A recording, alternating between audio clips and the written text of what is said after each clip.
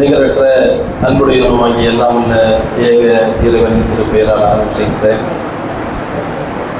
சட்டக்கல்வி குறித்த இந்த விழிப்புணர்வு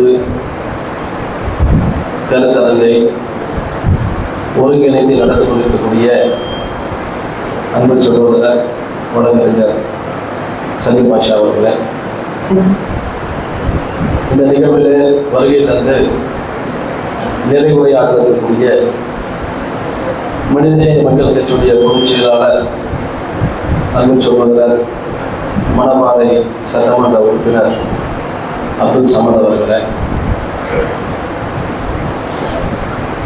இந்த நிகழ்வை ஒருங்கிணைத்து வழிநடத்தி கொண்டிருக்கக்கூடிய மௌலவி ரஜாக் ஆலிஸ் அவர்களே, இங்கே வருகை தந்திருக்கக்கூடிய வழக்கறிஞர் தோழர்களே, சட்ட மாணவர்களே, நம் அனைவரும் மீதும் ஏக இறைவனின் சாந்தியும் சமாதானமும் என்றும் புரியப்படுகிறது. சட்டக்கல்வி குறித்து பல்வேறு தகவல்களை எனக்கு முன்னால் பேசிய வழக்கறிஞர்கள், சட்டக்கல்லூரி மாணவர்கள் தங்கள் அனுபவங்களை பகிர்ந்து கொண்டார்கள். இந்த சமூகத்திற்கு சட்டக்கல்வி தேவை என்பதை நாங்கள் எல்லாம் அங்கம் வகிக்கக்கூடிய தமிழ்நாடு முஸ்லிம் முன்னேற்ற கழகம் சார்பாக இன்று நேற்று அல்ல, சுமார் 15 வருடங்களுக்கு மேலாக ஒரு சட்ட விழிப்புணர்வு பிரச்சாரத்தை தொடர்ந்து மேற்கொண்டதன் விளைவாக இன்றைக்கு ஓரளவுக்கு இந்த சமூகம் சட்ட விழிப்புணர்வு பெற்று இன்றைக்கு சட்ட கல்லூரிகளிலே நமது மாணவர்கள் அதிகமான அளவிலே சேரக்கூடிய காட்சியை நாம் பார்க்கின்றோம். அதே போன்று நீதிமன்ற வளாகங்களிலும் நமது சகோதரர்கள் மட்டுமல்ல, நமது சகோதரிகளும் பெண் பிள்ளைகளும் இன்றைக்கு வழக்கறிஞர்களாக நீதிமன்றங்களில் பணியாற்றக்கூடிய காட்சியும் சமீப காலமாக ஒரு 4-5 வருடங்களாக உயர் நீதிமன்றத்தில் அதே போல மற்ற நீதிமன்றங்களை பார்க்க முடிகின்றது, ஓரளவுக்கு பரவலாக பார்க்க முடிகின்றது.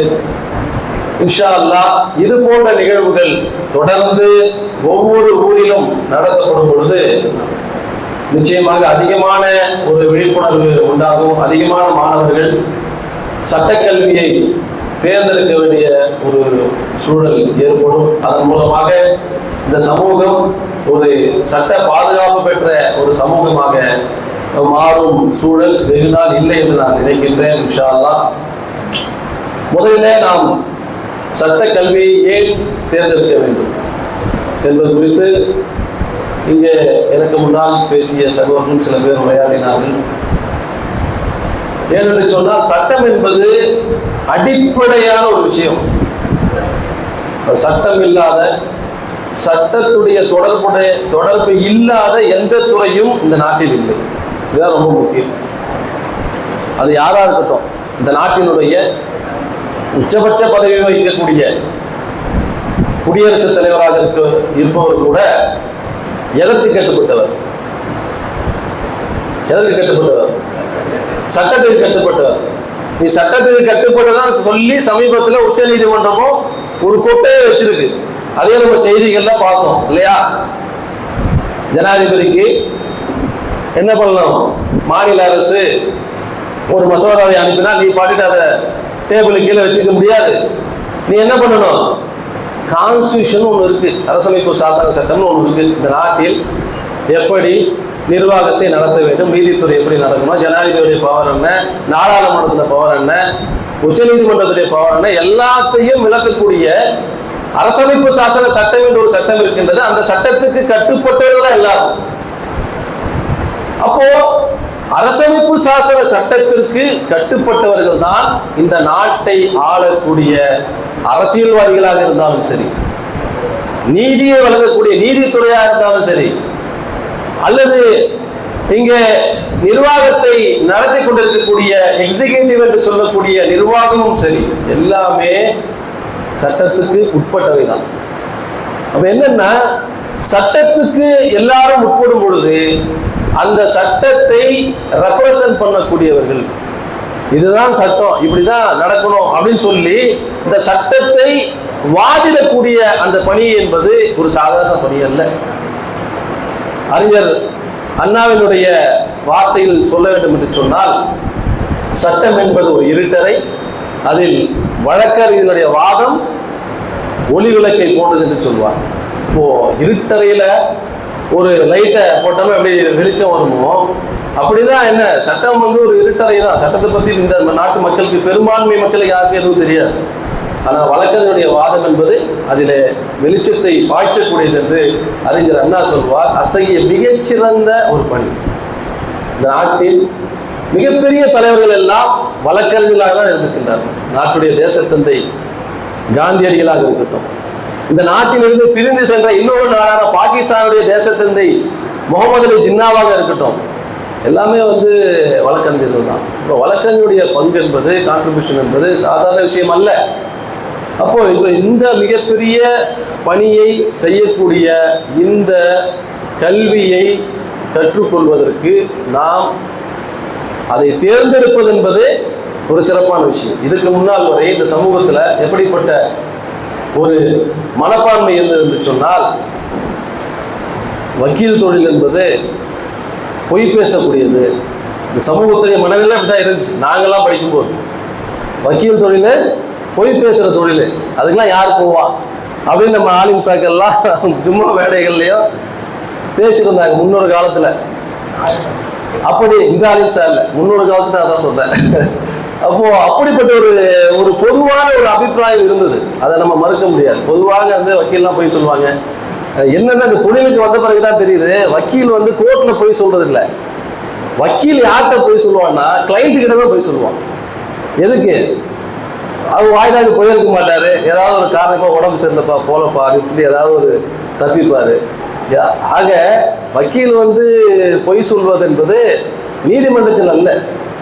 வக்கீலுடைய பணி என்பது சட்டத்தினுடைய சட்ட விளக்கங்கள் எடுத்து சொல்லி நீதிமன்றத்தில் தனது கட்சிக்காரருக்கு சாதகமான ஆணையை பெற்றுத்தது தான் வக்கீலுடைய பணி. அப்போ இந்த சிறப்பான இந்த தொழிலை தேர்ந்தெடுப்பதற்கு இந்த சமூகம் தயங்கிய காரணத்தால் இந்த சமூகத்துடைய நிலை என்னவான என்று சொன்னால், ஒரு காலகட்டத்தில் இந்த சமூகத்தை நோக்கி தொடர்ச்சியான பொய் வழக்குகள் பாயும் பொழுது அதை எதிர்கொள்வதற்கான ஆற்றலும் அதை தடுத்து நிறுத்துவதற்கான அந்த முன்னேற்பாடுகளும் இந்த சமூகத்திற்கு இல்லாமல் போனது.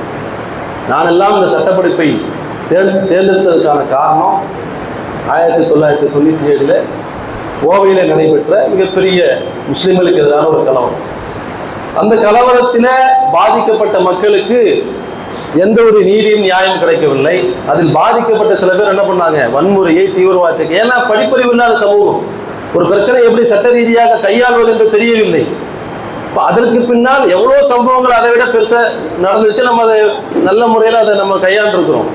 இப்போ அந்த நேரத்தில் அதை கையாள தெரியாமல் குண்டுவெடிப்பு நடந்து பல நூறு பேர் அப்பாவிகள் சிறையில் இருந்த சூழலில் அந்த நேரத்தில் தொலைக்காட்சியில் ஒரு கருத்தரங்கம், அதில் வந்து மூத்த வழக்கறிஞர் பாப்பா மோகன் என்று சொல்லக்கூடிய பவானி மோகன் அவர்கள் பேசுகின்றார். அவர் தான் அன்றைக்கு கோவை அப்பாவி சிறைவாசிகளுக்காக நீதிமன்றத்தில் போராடியது.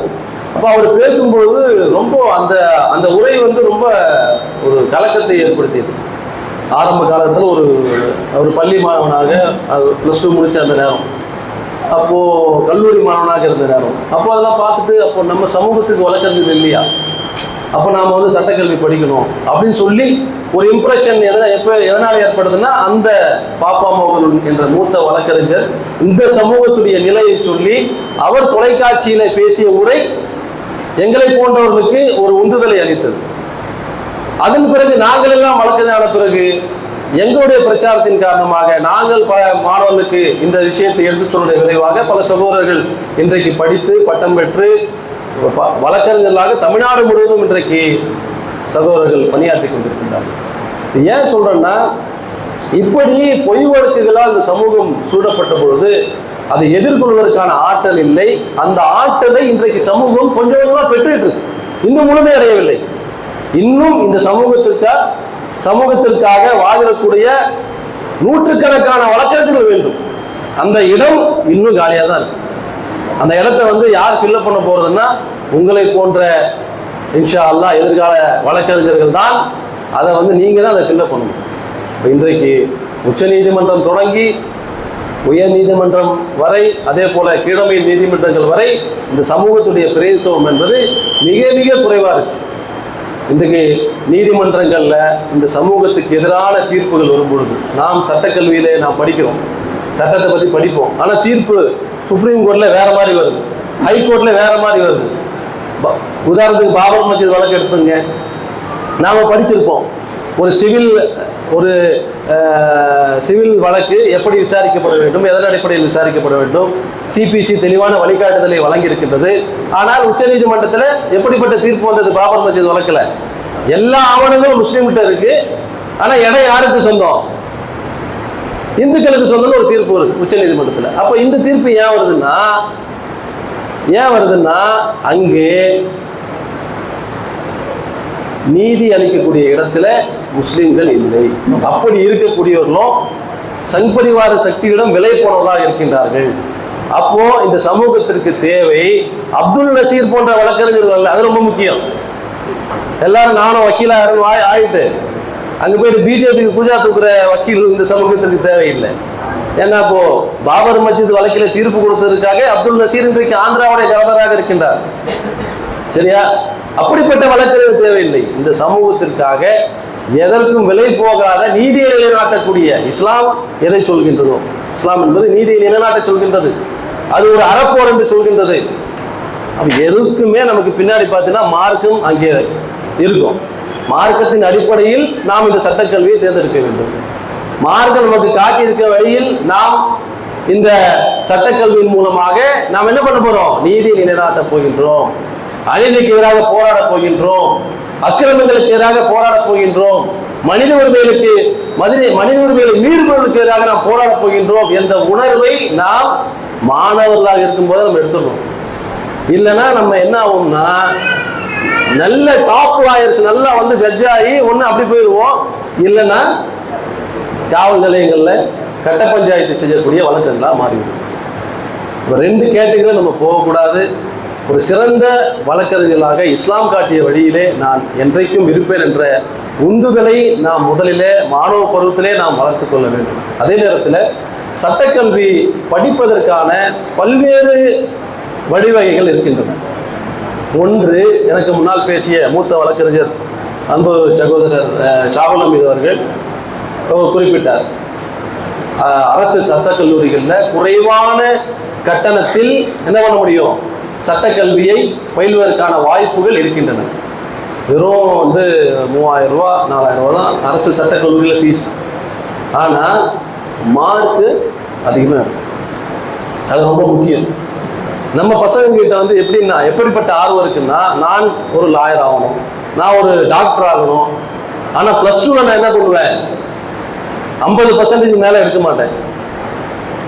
இப்படி இருந்து ஆக முடியுமா? அப்போ +2ல எந்த அளவுக்கு நமது கடின உழைப்பை செலுத்த வேண்டும்? ஏன்னா முக்கியமான தேர்வு +2 தேர்வு என்பது. நமக்கு சட்டக்கல்லூரியில் பார்த்தீங்கன்னா தமிழ்நாட்டை பொறுத்தவரை நுழைவுத் தேர்வு கிடையாது. நாங்கள் படிக்கக்கூடிய நேரத்தில் நுழைவுத் தேர்வு இருந்தது. இப்போ நுழைவுத் தேர்வு இல்லை.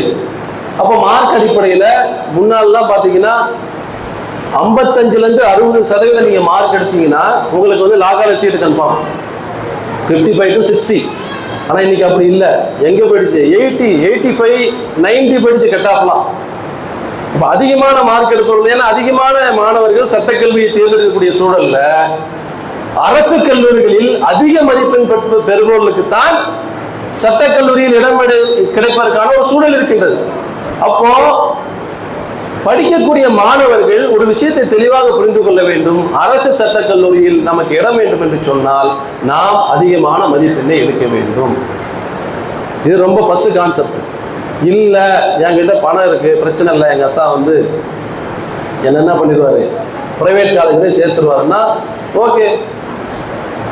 ப்ரைவேட் காலேஜில் வருடத்திற்கு 2 லட்சம் ரூபாய் கட்டினால்தான் இன்றைக்கு எல்எல்பி படிக்க முடியும். ஒரு செமஸ்டருக்கு 75,000 ரூபா மினிமம். நான் சொல்கிறேன், கிரசன்ட் காலேஜில் ஒரு செமஸ்டருக்கு 75,000 ரூபா, 1.5 லட்ச ரூபா ஃபீஸு, போக்குவரத்து அதெல்லாம் சேர்த்திங்கன்னா ஒரு வருஷத்துக்கு 2.5 லட்ச ரூபா தாண்டி போயிடுது.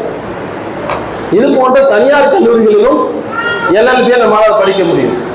அப்போ நம்ம வழக்கறிஞர் சாவலில் சொல்லும்போது சொன்னார், கவர்மெண்ட் லா காலேஜில் படிக்கக்கூடிய அந்த ஈர்ப்பும் அந்த வேகமும் எங்கே இருக்காது, ப்ரைவேட்டில் இருக்காது அப்படின்னு சொன்னார். உண்மைதான். ஏன்னா ப்ரைவேட் காலேஜை பொறுத்த வரைக்கும் அது ஒரு அவங்களுடைய சிஸ்டம் வேறு.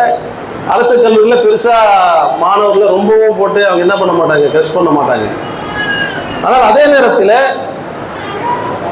இன்னொரு மைனஸ் அரசு கல்லூரியில் இருக்கு. ஏன்னா தனியார் கல்லூரிகளில் மாணவரிடம் காட்டக்கூடிய அந்த அதீதமான அக்கறை என்பது அரசு கல்லூரிகளில் பெரும்பாலும் இருக்காது.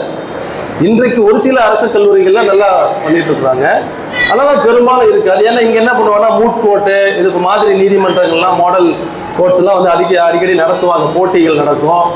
அதே போல வெளியிலிருந்து நிறைய பேரை கொண்டு வந்து ரிட்டையர்ட் ஜட்ஜஸ்லாம் வச்சு வகுப்புகள் எடுப்பாங்க. இது போன்ற விஷயங்கள் தனியார் கல்லூரியில் நடக்கும். அப்போ நம்ம எதை நோக்கி எதை சூஸ் பண்ண போறோம்? அரசு சட்டக்கல்லூரியா, தனியார் சட்டக்கல்லூரியா?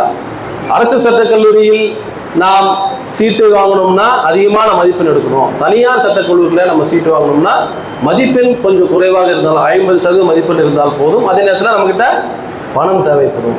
இது ஒரு ஆப்ஷன். மூணாவது, இதெல்லாம் தாண்டி இன்னொரு ஆப்ஷன் இருக்கு. அதுதான் வந்து எல்லை தாண்டிய சட்டக்கல்லூரிகள். நம்ம அருகில் இருக்கக்கூடிய ஆந்திரா, கர்நாடகா போன்ற மாநிலங்களில் இருக்கக்கூடிய சட்டக்கல்லூரிகள். அதுதான் இப்போ பெரும்பான்மையாக சட்டக்கல்வி பயிலக்கூடிய மாணவர்கள், வாய்ப்பு கிடைக்காதவர்கள், தமிழ்நாட்டில் வாய்ப்பு கிடைக்காதவங்க. அதே போல தனியார் கல்லூரிகளில் வருஷத்துக்கு 2 லட்சம் ரூபாய் என்னால் கட்ட முடியல அப்படின்னு சொல்லக்கூடியவர்கள். அதே போல ஒரு டிகிரியை படிச்சுட்டு நான் வந்து படிச்சுட்டேன், வீட்டுக்கு நான் ஒரே பையனா இருக்கிறேன், அல்லது எனது குடும்பம் வறுமையில் இருக்கின்றது, நான் வேலை செய்து கொண்டே படிக்க வேண்டும் என்ற சூழலை நான் இருக்கிறேன். இப்படிப்பட்ட மாணவர்கள், அவர்களுக்கான ஆப்ஷன் எது? ஆப்ஷன் சி வந்து ஆந்திரா, கர்நாடகா போன்ற பிற மாநிலங்களில் இருக்கக்கூடிய சட்டக்கல்லூரிகள். சட்டக்கல்வியை பொறுத்தவரை இதுல வந்து கரஸ்பாண்டன்ஸ் கோர்ஸே கிடையாது. நல்லா புரிஞ்சுக்கணும். there is no correspondence course in law. சரிங்களா? கம்பல்சரி அட்டெண்டன்ஸ் வந்து இருந்தால் மட்டும்தான் நீங்க என்ரோலே பண்ண முடியும். ஆனால் ஆந்திரா, பிற மாநிலங்கள் என்ன பண்றாங்கன்னா அதை கொஞ்சம் அட்ஜஸ்ட் பண்ணிக்கிறாங்க, வேற ஒன்றும் இல்லை. ஏன்னா அவங்களுக்கு தேவை அதிகமான என்ரோல்மெண்ட்ஸ், அதிகமான மாணவர்கள் படிக்கணும். அவங்க வந்து பெரிய இன்ஃப்ராஸ்ட்ரக்சர்லாம் இருக்காது. நம்ம ஊர்ல சட்டக்கல்லூரிகள் பார்த்தீங்கன்னா மிகப்பெரிய ஒரு இன்ஃப்ராஸ்ட்ரக்சர் வச்சிருப்பாங்க. ஆந்திராவில் பார்த்தீங்கன்னா நம்ம ஊர்ல ஸ்கூல் வச்சிருக்காங்க இல்லையா, நம்ம ஊர்ல உள்ள பள்ளிக்கூடங்கள் எப்படி இருக்கும் அந்த மாதிரி தான் இருக்கும். இன்னும் கேட்டால் அரசு கலை கல்லூரிகள் இருக்குது இல்லையா, ஆர்ட்ஸ் காலேஜ்ல ஒரு போர்டு வச்சுட்டு அதுலேயே லா காலேஜ்னு வச்சிருப்பான். ஏன்னா அவங்க வந்து பொருளாதார தேவைக்காக அதை நடத்துறாங்க, அதை நமது மாணவர்கள் பயன்படுத்திக் கொள்கின்றார்கள். அப்ப இது போன்ற மாணவர்கள் வேற ஆப்ஷன் இல்லை, என்னால வந்து நான் வேலைக்கு சென்று தான் படிக்க முடியுன்ற மாணவர்கள் என்ன பண்ணலாம்? அவங்க இந்த மாதிரி எல்எல்பி இதை வந்து தயவு செய்து +2 முடித்து அல்லது அப்பதான் ஃப்ரெஷ்ஷா டிகிரி முடிச்சு போகக்கூடிய ஓரளவுக்கு வசதி வாய்ப்புள்ள மாணவர்கள் இந்த ஆப்ஷனை தேர்ந்தெடுக்க கூடாது. குறிப்பா +2 மாணவர்கள். ஏன்னா அவங்களுக்கு வந்து பெருசா அதுல வந்து என்ன இருக்காது, பிற மாநிலங்களில் படிக்கும் பொழுது நேரடி வகுப்புகளே குறைவா இருக்கும். போறதே எதுக்கு போவாங்கன்னா எக்ஸாம் எழுத தான் போவாங்க. பெரும்பாலும் எக்ஸாம் எழுத மட்டும் போனா உங்களுக்கு அப்ப என்ன நாலேஜ் இருக்கும்? நீங்க எதுவுமே நீங்க வந்து கிளாஸ்ல உட்காந்து அதை ஆசிரியர் ஆற்றக்கூடிய அந்த வகுப்புகளை கேட்காமல், நீங்க வந்து டிஸ்கஸ் பண்ணாம, அவர்கிட்ட வந்து கேள்வி எழுப்பி உங்களுடைய விடைகளை தெரிந்து கொள்ளாமல் நீங்கள் படிக்கக்கூடிய படிப்புக்கு ஒரு பெருசா ஒரு எஃபெக்ட் இருக்காது. அதனால ஃப்ரெஷ் +2 ஸ்டூடெண்ட்ஸு அல்லது ஃப்ரெஷ் வந்து கிராஜுவேட்ஸு என்ன பண்ணலான்னா தமிழ்நாட்டில் கல்லூரிகள் தேர்ந்தெடுப்பது ஒரு நல்ல ஒரு ஆப்ஷனாக இருக்கும். இதையும் தாண்டி சகோதரர்களே, நாம் இந்த நாட்டில் இன்னும் ஒரு பெஸ்ட் ஆப்ஷனுக்கு நம்ம போக வேண்டியது. அதாவது எப்படின்னா, வழக்கறிஞர் அப்படின்னா வழக்கறிஞர் பல கேட்டகரி இருக்கு இல்லையா? ஒரு மருத்துவர்ல எத்தனை கேட்டகரி இருக்கு? அப்போலோல பணியாற்றக்கூடிய மருத்துவரும், நம்ம ஊர் 24/7 லோக்கலில் பணியாற்றக்கூடிய மருத்துவர் ஒன்றா? இல்லை இல்லையா? ஒவ்வொருத்தரும் ஸ்பெஷலைஸ்டாக இருப்பாங்க.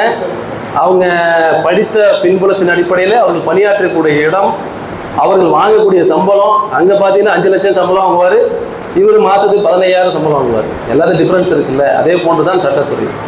நாம் எந்த கல்லூரியில் படிக்கின்றோமோ அதை பொறுத்து தான் நம்முடைய தரமும் அதிகமாகும். நாம் என்ன பண்ணுவோம், நாம் பணியாற்றும் பொழுது நாம் பெறுகின்ற ஊதியமும் அந்த அடிப்படையில் இருக்கும். அப்போ நாம் இதை விட பெட்டராக சிந்திக்கணும். தமிழ்நாட்டில் இருக்கக்கூடிய அரசு சட்டக்கல்லூரிகள் அல்லது தமிழ்நாட்டில் இருக்கக்கூடிய தனியார் சட்டக்கல்லூரிகள் இதை தாண்டி இந்திய அளவில் சிறப்பான சட்டக்கல்வியை தரக்கூடிய மத்திய சட்ட பல்கலைக்கழகங்கள் இருக்கின்றன. இந்த நாட்டில் ஒரு சிறந்த சட்டக்கல்வியை வழங்குவதற்காக சுமார் 23 மத்திய சட்ட பல்கலைக்கழகங்கள் இருக்கின்றன. தமிழ்நாட்டிலே ஒன்று இருக்குது, திருச்சியில். அப்போ இந்த ஆப்ஷனை நம்ம பயன்படுத்தணும். அப்போ இதில் எப்படி ஜாயின் பண்ணுறது? ஏன்னா தமிழ்நாட்டை பொறுத்தவரை நுழைவுத் தேர்வு கிடையாது இல்லையா? அப்போ இந்த சென்ட்ரல் லா யூனிவர்சிட்டிஸ் இதில் நம்ம எப்படி சேரணும்னா, இதற்கென்று ஒரு தனியான ஒரு நுழைவுத் தேர்வை மத்திய அரசு நடத்தி கொண்டிருக்கின்றது. அதற்கு பெயர் CLAT, CLAT, சென்ட்ரல் லா அட்மிஷன் டெஸ்ட்.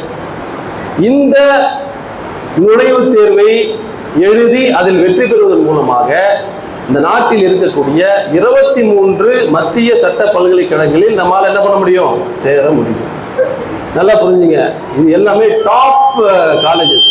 இந்த நாட்டில் இருக்கக்கூடிய தலை சிறந்த சட்டக்கல்வியை வழங்கக்கூடிய கல்லூரி எது தெரியுமா? அந்த நாட்டில் நேஷனல் லா ஸ்கூல் பெங்களூர், அதுக்கடுத்து நேஷனல் லா ஸ்கூல் டெல்லி, மூன்றாவதாக நல்சார் என்று சொல்லக்கூடிய நேஷனல் லா ஸ்கூல் ஹைதராபாத். இந்த வரிசைகளில் பார்க்கும்போது மொதல் 20 இடத்துல மத்திய சட்ட பல்கலைக்கழகங்களே 15க்கும் மேற்பட்ட இடங்கள்ல வந்துடும். அப்போ எந்த அளவுக்கு தரமான கல்வியை இந்த சட்ட பல்கலைக்கழகங்கள் வழங்கி கொண்டிருக்கின்றன நான் புரிந்து கொள்ள வேண்டும். அப்போ நம்ம டிஃப்ரென்ஸை நீங்கள் பார்க்கலாம். நீங்கள் ஒரு கோர்ட்டுக்கு போகும்போது, ஹை கோர்ட்டுக்கு நீங்கள் போய் பார்த்தீங்கன்னா அங்கே வழக்காடக்கூடிய வாதங்களை வைக்கக்கூடிய வழக்கறிஞருடைய வாதங்களை பார்க்கும்போதே உங்களுக்கு தெரியும். அவங்க பேசுகிற அந்த ஸ்டைல் இருக்கு இல்லையா, அவங்க எப்படி அது 2 வகையில் வருவது. ஒன்று, அவர் பெற்ற அனுபவத்தின் அடிப்படையில் மூத்த வழக்கறிஞர்கிட்ட அவர் எப்படி ட்ரைன் ஆகியிருக்காரு. இன்னொன்று, அவர் படித்த அந்த கல்லூரியினுடைய அந்த இதுவும் அங்கே இருக்கும். அப்போ இந்த வாய்ப்பை நாம் பெறுவதற்கான முயற்சிகளை நாம் ஈடுபடணும். எடுத்த உடனே நம்ம என்ன பண்றோம், பெரும்பாலும் நமது மாணவர்கள் எல்லைக்கோட்டை தாண்ட மாட்டாங்க. எந்த எல்லைக்கோட்டை? தமிழ்நாட்டு பார்டர் தாண்டதே கிடையாது. என்ன, டெல்லினாலே அலர்ஜி. பொதுவாக தமிழ்நாட்டுக்கு டெல்லினா அலர்ஜி, நம்ம மாணவர்களும் கூடுதலான அலர்ஜி. போய் வேற மாநிலங்களில் ஆந்திரா லா காலேஜ் படிக்கிற பசங்க மட்டும் தான் ஆந்திராவில் படிக்கிறாங்க, மற்றபடி யாரும் அதை தாண்டி போறதில்லை. இப்போ இந்த ஆப்ஷனை பயன்படுத்தணும். இந்த ஆப்ஷனை பயன்படுத்தணும்னா நீங்க என்ன பண்ணணும், உங்களுக்கு நீங்கள் பெற்ற மதிப்பெண் அடிப்படையில் எங்க வேணாலும் உங்களுக்கு கிடைக்கும். நீங்க நல்ல மதிப்பெண் பெற்றீங்கன்னா பெங்களூர்லயே கிடைக்கும். அதான் நம்பர் 1 காலேஜ் பெங்களூர், அதுலேயும் கிடைக்கும். அல்லது ஓரளவுக்கு நீங்க மார்க் பெற்றீங்கன்னா அதுக்கேற்ற மாதிரி அதுலேயே கடைசி ரேங்கிங்கில் இருக்கக்கூடிய ஜோத்பூர்ல இருக்கு, ராய்ப்பூர்ல இருக்கு, அல்லது திருச்சியில் கூட இருக்கு, எங்க வேணாலும் கிடைக்கலாம். அப்போ நீங்க என்ன பண்ணணும்னா, நான் நல்ல சட்டக்கல்வியை பெறணும். ஏன்னா ஒரு மத்திய சென்ட்ரல் லா காலேஜில் படிக்கும்போது, லா யூனிவர்சிட்டியில் படிக்கும்போது உங்களுக்கு கிடைக்கக்கூடிய எக்ஸ்போஷரே வேற லெவல்ல இருக்கும். அப்போ நம்மோடு படிக்கக்கூடிய சக மாணவர்கள் யாராக இருப்பார்கள்? ஒருத்தன் ராஜஸ்தான்லேருந்து வந்திருப்பான், ஒருத்தன் டெல்லியிலேருந்து வந்திருப்பான், ஒருத்தன் காஷ்மீர்லேருந்து வந்திருப்பான். அப்போ நம்மோடு படிக்கக்கூடிய மாணவர்கள் வெவ்வேறு மாநிலங்கள் வந்திருப்பார்கள். அப்போ நமக்கு என்ன ஆகும்னா, நமது லாங்குவேஜ் ப்ரொனன்சியேஷன் எல்லாமே இம்ப்ரூவ் ஆகும். உங்களுக்கு அந்த ஆங்கிலம் பேசுவதில் ஏற்படக்கூடிய தடுமாற்றங்கள் நீங்கும். அப்போ நம்ம இங்கே இங்கிலீஷ் பேசும்போது இங்கிலீஷை பேச மாட்டோம் பெரும்பாலும், அது வேற விஷயம். அப்படி பேசினாலும் நம்மோடு இருக்கக்கூடிய நமது சக தோழர்கள் நம்ம என்ன பண்ணுவோம், ஒரு மாதிரியா பார்ப்போம், வெறுப்பேற்றுவான், ஒரு கிண்டல் பண்ணுவான். நன்றாக புரிந்து கொள்ள வேண்டும், ஆங்கிலம் இல்லாமல் இந்த தொழிலில் யாராலும் பிரகாசிக்கவே முடியாது. நல்லா புரிஞ்சு, இங்கிலீஷ் நீங்க தெரியாம இந்த தொழில உங்களால முன்னேறவே முடியாது. அது தெரியல, நீங்க கத்துக்கல, நீங்க பேசலன்னா நீங்க கீழ்கோட்டை தாண்ட முடியாது. ஜுடிஷியல் மேஜிஸ்ட்ரேட்டோட உங்களுடைய இது முடிஞ்சிடும், அல்லது லோக்கலில் இருக்கக்கூடிய இந்த கோர்ட்டுகளோட நீங்கள் உங்களுடைய இதை முடிச்சிக்க வேண்டியது தான். நீங்கள் உங்களுடைய கனவு நான் ஹைகோர்ட்டில் ப்ராக்டிஸ் பண்ணணும், என்னுடைய கனவு நான் சுப்ரீம் கோர்ட்டில் ஒரு லாயராக ஆகணும் அப்படின்னு நீங்கள் நினச்சிங்கன்னா தயவு செய்து நீங்கள் என்ன பண்ணணும், நான் ஒரு மத்திய சட்ட பல்கலைக்கழகத்தில் படிக்கணுன்ற ஒரு எண்ணத்தை இப்பொழுதே உருவாக்கி அதற்கான கிளாட்டுக்கான தயாரிப்புகளை நீங்கள் செய்ய ஆரம்பிக்கணும். அது எல்லாமே இன்டர்நெட்டில் இருக்குது. கூகுளில் அடித்து பார்த்தீங்கன்னா உங்களுக்கு என்ன கேள்வித்தாள்கள் என்ன, போன வருஷத்துக்கு என்ன கேட்டிருக்கிறாங்க, அதுக்கு முந்தின வருஷம் என்ன கேட்ட எல்லாமே இருக்குது. கூகுளில் அடித்து எல்லாத்தையும் எழுதுங்க, படிங்க, ப்ரிப்பரேஷன் பண்ணுங்க. உங்களுக்கு ஏதாவது சந்தேகங்கள் இருந்தால் கேளுங்க, நாங்கள் வழிகாட்ட தயாராக இருக்கிறோம். எங்களுக்கு டெல்லியில் கிடைச்சிருச்சு, என்ன பண்ணுறதுனே தெரியல, எங்கே தங்குறதுன்னு தெரியல, எங்களை தொடர்பு கொள்ளுங்க. உங்களுக்கான வழிகாட்டுதலை உங்களுக்கான ஏற்பாடுகளை செய்து தருவதற்கு நாங்கள் தயாராக இருக்கிறோம். அப்போ நீங்கள் உங்களுடைய ஆப்ஷனில் இப்படி ஒரு ஆப்ஷன் வைங்க. இதில் இன்னும் ஒரு பெட்டர் ஆப்ஷன் ஒன்று இருக்கு. நான் சொன்னேன், மாநில அரசு சட்டக்கல்லூரி, மாநிலத்தில் இருக்கக்கூடிய தனியார் சட்டக்கல்லூரிகள், அதுக்கப்புறம் பிற மாநில கல்லூரிகள், அதுக்கப்புறம் பெஸ்ட் ஆப்ஷனு மத்திய சட்டக்கல்லூரிகள் சொன்னேன். இதில் இன்னொரு இந்த சமூகத்துக்கு வேற எந்த சமூகத்துக்கும் கிடையாது, நம்ம சமூகத்துக்கு மட்டும் தான் இந்த ஆப்ஷன். இரண்டு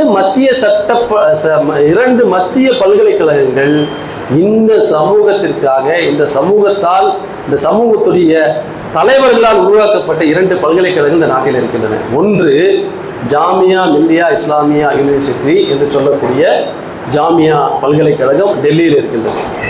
இன்னொன்று அலிகர் முஸ்லீம் யூனிவர்சிட்டி என்று சொல்லக்கூடிய AMU என்று சொல்லக்கூடிய அலிகர் முஸ்லீம் யூனிவர்சிட்டி உத்தரப்பிரதேச மாநிலம் அலிகர் என்ற ஊரில் இருக்குது. இந்த 2 யூனிவர்சிட்டி எக்ஸ்க்ளூசிவ் ஃபார் முஸ்லிம்ஸ். ஓகேவா? நமக்கு ரிசர்வேஷன் உண்டாங்க, நமக்கு தான் ஃபர்ஸ்ட் ப்ரிஃபரன்ஸ். இதில் என்ன பெஸ்ட் ஆப்ஷன் பார்த்தீங்கன்னா, ஒன்றும் கூடுதலான செய்தி என்ன சொன்னால், இந்த நாட்டில் இருக்கக்கூடிய சட்ட பல்கலைக்கழகங்கள் நான் சொன்னேன் இல்லையா, அந்த ரேங்கிங் பட்டியலில் 5வது இடத்தில் ஜாமியா மில்லியா யூனிவர்சிட்டி இருக்குது. சட்டம் கற்றுத்தரக்கூடிய சட்ட பல்கலைக்கழகங்களில் நாட்டில் இருக்கக்கூடிய பெஸ்ட் யூனிவர்சிட்டிஸில் 5வது இடத்துல எது இருக்கு? ஜாமியா மில்லியா யூனிவர்சிட்டி இருக்கிறது. 11வது இடத்தில் அலிகர் முஸ்லீம் யூனிவர்சிட்டி இருக்குது. எவ்வளோ பெஸ்ட் ஆப்ஷன் பாருங்க. அப்போ நமக்கு எல்லாமே கிடைச்சிருதா? நமக்கு ஒரு முஸ்லீம் சூழல் அங்கே இருக்கும். ஏன்னா அலிகர் முஸ்லீம் யூனிவர்சிட்டிக்குள்ளேயே கிட்டத்தட்ட 16 பள்ளிவாசல் இருக்கு. பார்த்துங்க எவ்வளோ பெரிய கேம்பஸ் இருக்கும். 1000 ஏக்கருக்கு மேற்பட்ட கேம்பஸ். அதே மாதிரி ஜாமியா மில்லியா 400 ஏக்கருக்கு மேற்பட்ட கேம்பஸ்.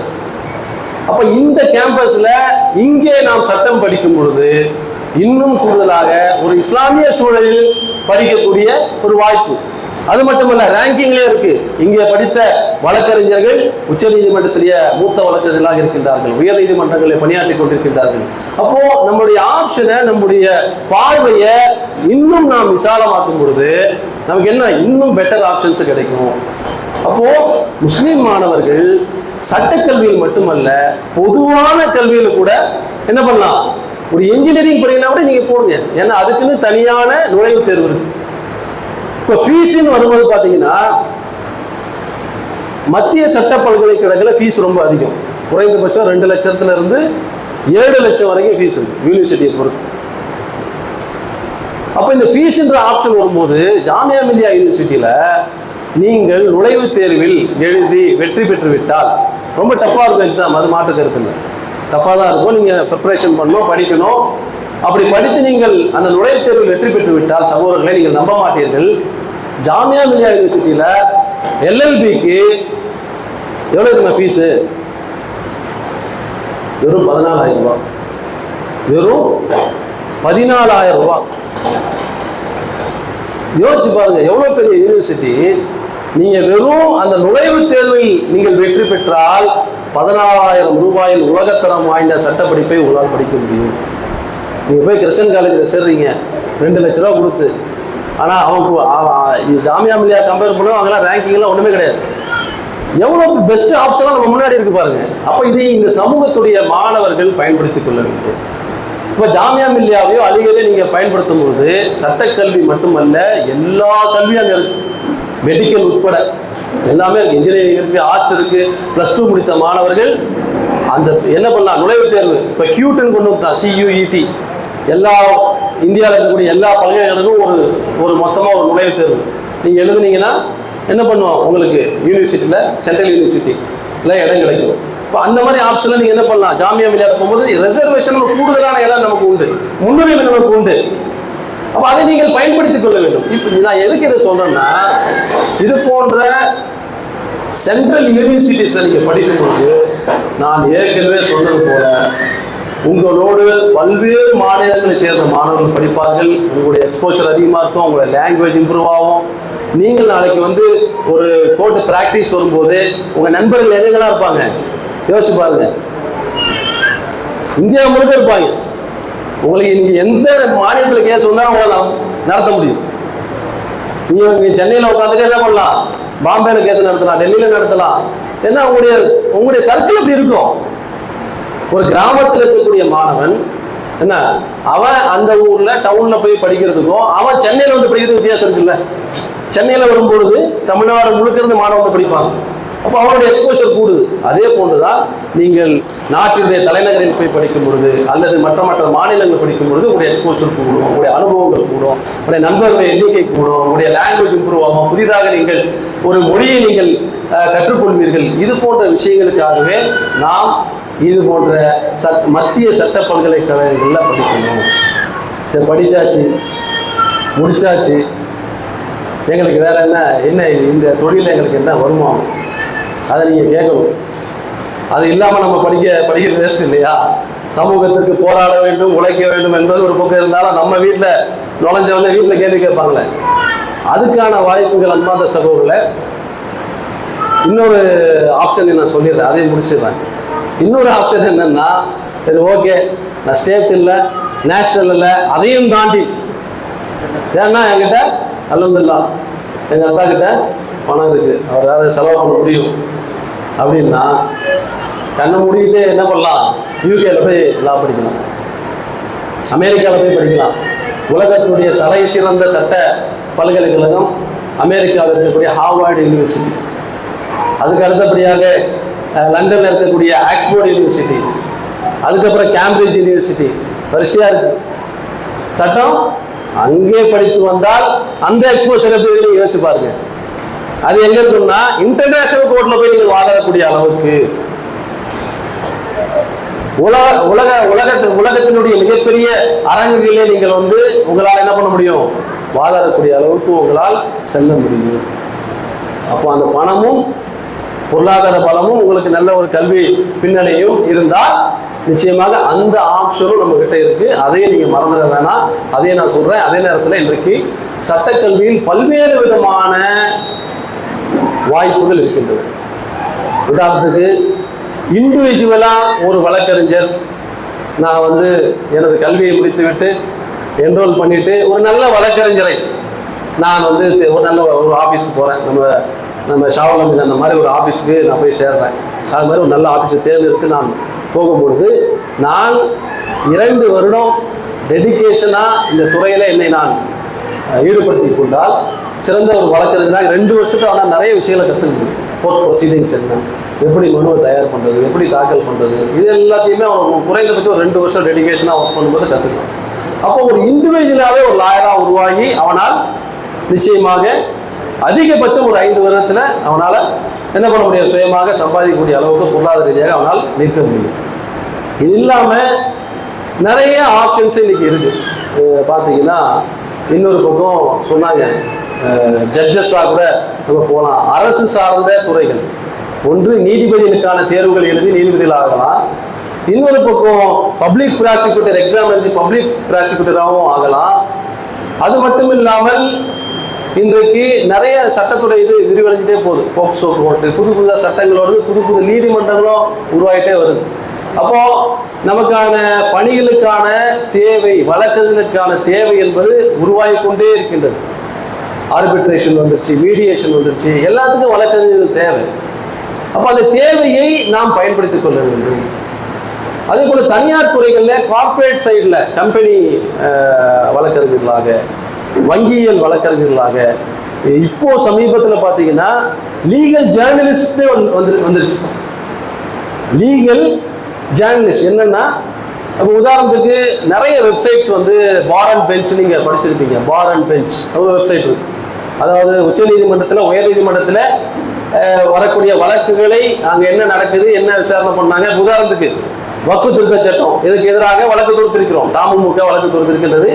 அதே போல திமுக, காங்கிரஸ், பல்வேறு கட்சிகள் வழக்கு தொடுத்திருக்கின்றார்கள். இந்த வழக்குகள்ல என்ன நடக்குது? ஒரு லீகல் ஜேர்னலிஸ்டா யார் இருக்க முடியும்? ஒரு அட்வொகேட் தான் இருக்க முடியும். அப்ப அவன் என்ன பண்ணுவான்னா, அங்க உட்காந்து கோர்ட்ல உட்காந்து என்ன நடக்குது, இவர் என்ன வாதங்களை, வழக்கறிஞர் என்ன வாதங்களை எடுத்து வைக்கிறாரு, ஜட்ஜி அதுக்கு என்ன ரிப்ளை பண்றாரு, என்ன தீர்ப்பு இது வந்து பொதுமக்களுக்கு தெரியணும்ல. இதை யார் எடுத்து சொல்றது? இதை ரிப்போர்ட் பண்ணக்கூடிய ஒரு துறை, இது லீகல் ஜேர்னலிசம் சொல்றாங்க. இப்படி ஒரு துறை உருவாகி வந்திருக்கு. இப்போ பாத்தீங்கன்னா பெரிய ஊடக நிறுவனங்கள் நீதிமன்றங்களுக்கு என்றே தனியாக என்ன பண்றாங்க, ஒரு ஜேர்னலிஸ்ட் கொடுக்குறாங்க. அந்த ஜேர்னலிஸ்டோட தகுதி என்ன தெரியுமா?